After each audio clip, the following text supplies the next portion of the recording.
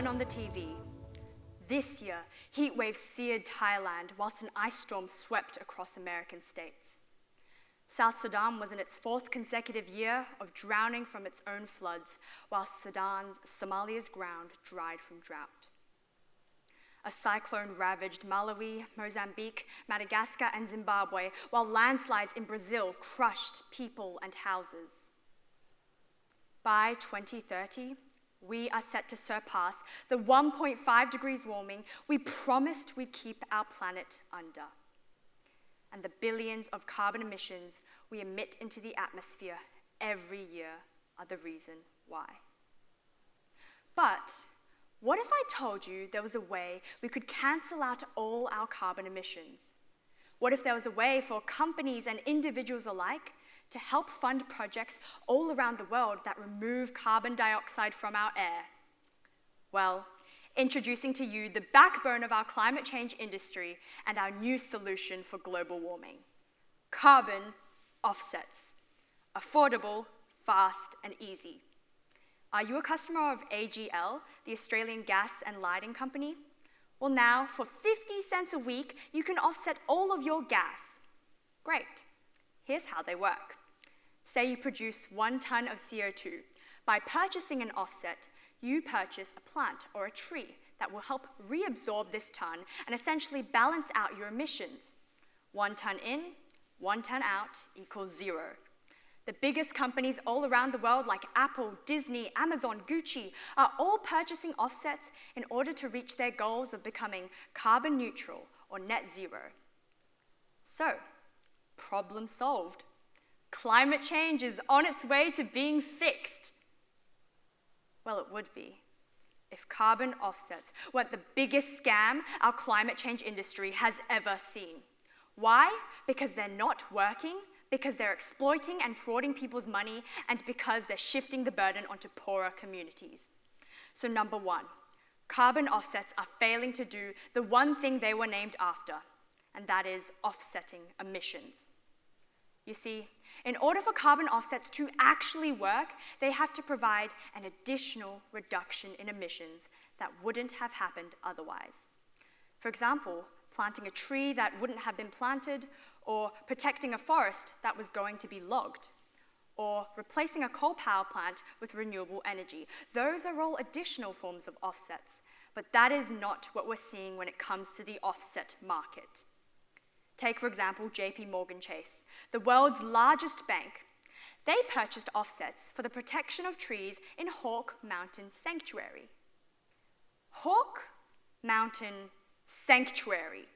The protection of trees in a place that already, by definition, protects trees.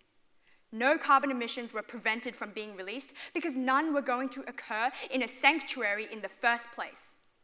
Yet JP Chase was able to claim they had removed emissions.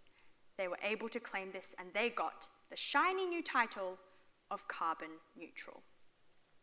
Additionality isn't the only reason carbon offsets are failing to work.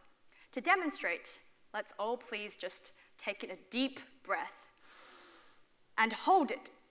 Hold it. Do not breathe. Hold it. Hold. Okay, you can all exhale. Right, so congratulations. You're all now my carbon offsets. I can now sell you to some third-party company who's looking to become carbon neutral. Wonderful. But the problem is, I've only just delayed your emissions. I haven't actually removed them.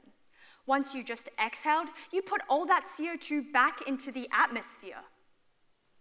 But I'm able to claim I've reduced your emissions. Landowners can now do the same thing. They can generate offsets for simply delaying cutting down their trees for as little as 1 year. Keyword, delay. These carbon emissions are still happening. Companies are still being credited for removing emissions when in reality they're only being delayed. So, not only does this enable companies to deceive customers like you into believing they're carbon neutral, it actually worsens climate change. It worsens climate change because now, whilst on their websites, on their logos, and whilst on paper, it seems that they're reducing emissions and carbon neutral, in reality, they can continue to pump out more CO2 into your air, into your world, and into your atmosphere. Affordable, fast, and easy destruction of our planet. Issue number 2. Not only are carbon offsets worsening climate change, they're actually wasting people's money and frauding people. By preying on people's goodwill and guilty conscience to help climate change, companies can now steal your money to a seemingly noble cause. People recently flying with American Airlines were told that they could offset all the emissions of their flight. Their donation would now go to protect 3,800 acres of pristine forest in rural New Jersey. Yet those 3,800 acres was part of a private hunting club owned by a billionaire. So if you purchase those offsets thinking it would help, not only did your money go to protecting trees that are certainly in no danger of being logged, it went to a billionaire, his weekend hobby, and probably his best mates. So, carbon offsets. Here in Australia, 80% of our regeneration projects that are meant to grow more trees have actually not seen an increase in the number of trees, but actually a decline. The problem is, this very market has been funded by $4.5 billion of taxpayer money. $4.5 billion that could have been spent fighting climate change, could have been spent actually reducing emissions, and it's now gone down the drain into the hands of a few wealthy landowners whose regeneration projects have actually not regenerated anything. Affordable, fast, and easy waste of your money. Issue number 3. Not only are carbon offsets worsening climate change and wasting your money, carbon offsets are actually shifting the burden onto poorer countries, where these offset schemes are cheaper to operate. One example is Kanamia, a rural village in Uganda. Its population had begun to thrive over time. It became known for its farming industry that was flourishing. Its houses began to turn from being made of thatched grass to baked brick. All of the people living there were proud to call it their home. But now, if you were to visit Kanamia, in place of a home to 10,000 people, you would find nothing but the trees planted by a multi-million-dollar company in order to sell carbon offsets. Those people had their possessions destroyed, livelihoods destroyed, housing destroyed, and now they live in makeshift tents, starving. Now, not very far from Kanamia, in Kenya, the indigenous Sengwer people faced a similar storyline of evictions, of property damage, of their houses being torched. But this time, it didn't end there. This time, a man was brutally killed to make way for a forest conservation project. A man was brutally killed in the name of carbon offsetting. Affordable, fast, and easy abuse. So, why do we continue to purchase these offsets? It's because they give us an excuse. They give us an excuse to not change our behavior, and they give the biggest polluters out there an excuse to not change what they're doing either. AGL offers you the chance to offset all your gas for 50 cents a week, not because they're trying to help climate change. If they were trying to help climate change, then they wouldn't be Australia's largest polluter, and they wouldn't be producing more carbon emissions than New Zealand, Portugal, or Sweden. No. It's an excuse for them to continue pumping out CO2 and to continue keeping you their good little consumers. So what is the real solution? Well, in truth, carbon offsets aren't entirely avoidable. We still need them in some sectors where emissions are necessary, like aviation, where sectors can't genuinely reduce their emissions. We still need carbon offsets. But if we're going to use them, we have to use them properly.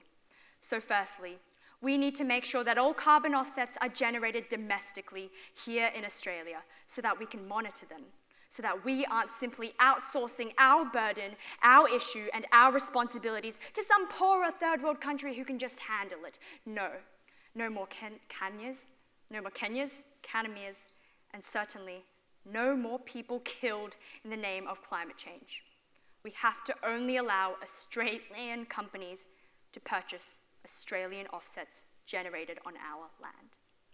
Now, number 2, we have to make sure our clean energy regulator, the agency responsible for regulating our offset industry, to impose harsher and stricter limitations on what counts as a carbon offset. This means only allowing offsets that provide real additionality and offsets that work in the long term and don't just delay the problem to be the only ones sold. This also means they have to be transparent with the public about the quality of these offsets so that we aren't having businesses exploit and fraud people. Now, step 3, and it's the most important. We've got to stop relying on offsets. It would take a forest the size of Ghana to offset just 15% of BP's emissions by 2050. 15% of BP's alone. There simply isn't enough land for us to offset or plant our way out of climate change. We've got to start reducing our emissions. The biggest polluters like BP, like AGL, have to genuinely change their operations so that we can remove carbon emissions from our atmosphere. We've got to stop offsetting and start reducing. Now, while reducing emissions may not be affordable, they may not be fast, and it certainly will not be easy, it will work. And it will do so without exploiting people, without wasting people's money, without killing people, and it will not worsen climate change. It will work. So, stop offsetting and start reducing. Stop making claims and start backing them up. Stop just listening to my speech and start speaking to other people about it. Carbon offsets will be the destruction to our planet if we do not act.